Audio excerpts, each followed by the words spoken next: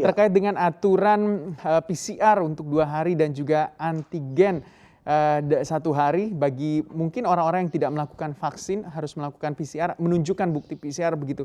Anda melihatnya ini menjadi sebuah prasyarat yang ya bisa dikatakan untuk protokol kesehatan, tapi menyulitkan juga, iya, menurunkan animo masyarakat untuk bisa ke pusat perbelanjaan. itulah saya kira niatan Pak Mendak sangat betul. Tetapi implementasinya ini yang sangat tidak mungkin. Bagaimana orang mendadak mempunyai keperluan yang mereka memang belum divaksin karena berbagai hal, baik itu kesempatan mendapatkan vaksin atau mereka memang mempunyai penyakit bawaan. Sedangkan mereka ingin ke satu pusat belanja yang mendadak keperluannya, mereka harus melakukan PCR dan antigen. Seimbang tidak dengan keperluan mereka ini dengan apa yang mereka harus keluarkan biayanya. Nah, ini tolong dipikirkan. Kalau tetap dengan demikian ketat terhadap aturan-aturan tersebut, sedangkan prokesnya yang kami laksanakan sudah begitu hebat, kami ini menjadi bagian dari korban nantinya. Karena kenapa? Di luar kami itu tidak melakukan seketat yang dibebankan kepada kami. Ini sangat berbahaya bagi keadilan di dalam satu persaingan bisnis. Ini tolong para pengambil keputusan ini memahamin itu. Bukan kami tidak ingin mematuhi. Kami semua aturan yang terbaik akan kami lakukan. Tetapi tolong dilihat apakah kami ini akan menjadi korban berikutnya. Kan ketidakadilan ini. Kami ini salah satu penyetor kebutuhan pajak-pajak yang dikumpulkan oleh pemerintah. Yang pemerintah harus memikirkan juga, saya kira. Itu Bung Gibran. Pak, dengan melihat uji coba pembukaan pusat perbelanjaan, sampai dengan sejauh ini seberapa besar Pak Anda mendapatkan laporan begitu untuk animo masyarakat mengunjungi pusat perbelanjaan kembali, Pak? Tanpa dibebankan dengan persyaratan 25% pun, masyarakat itu punya kesadaran sendiri.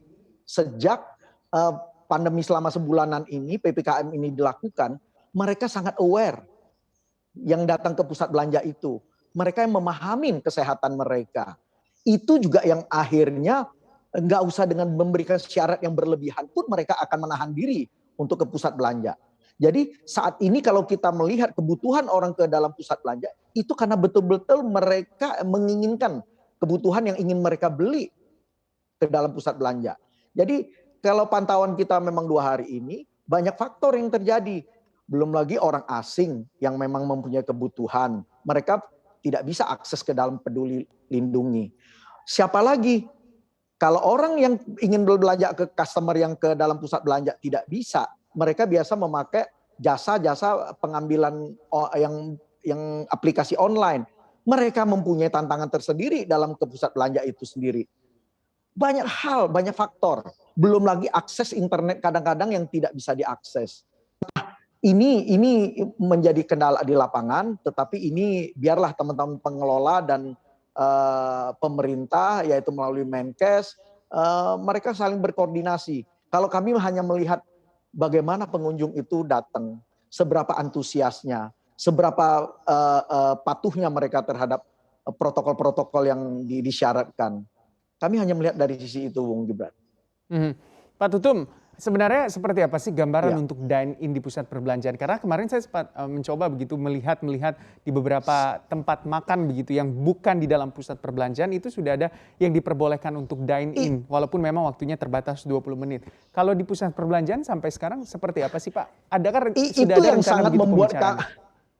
Iya, itu yang sangat membuat kami iri sebetulnya, Bung Gibran. Kalau boleh dikatakan begitu. Karena kenapa? Kami ini dengan berbagai syarat yang begitu hebat.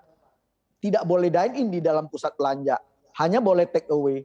Anda bayangkan di luar kami, banyak yang melakukan, bukan banyak, memang mereka boleh dilakukan dine in walaupun dengan keterbatasan 20 menit itu. Tetapi apa yang terjadi? Orang berbondong-bondong tidak akan repot-repot dengan persyaratan yang begitu hebat ke dalam pusat belanja. Mereka cukup dengan di luar pusat belanja. Lama-lama apa yang terjadi? Pergeseran-pergeseran ini sehingga saya takut ya, ini membuat pusat belanja akan ditinggalkan karena keruwetan-keruwetan yang diberikan itu gitu. Untuk informasi lebih lengkap dan berita terkait, klik link deskripsi. Dan jangan lupa juga untuk download aplikasi CNBC Indonesia yang tersedia di Play Store dan juga App Store. Jangan lupa subscribe ya.